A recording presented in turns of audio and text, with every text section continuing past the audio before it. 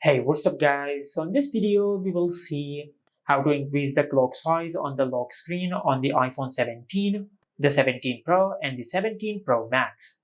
Now, if you want to increase the clock size on the lock screen of your iPhone, first of all, just go to the lock screen, then tap and hold on the empty space on the lock screen.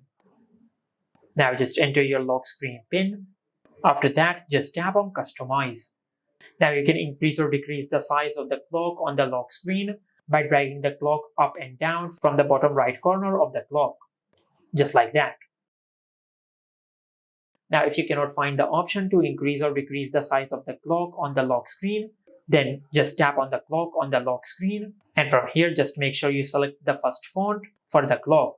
If you select any other font style for the lock screen clock, the option to adjust the lock screen clock size will be removed. So make sure you select the first font style, just like that. And once you have changed the lock screen clock size, then tap on Done.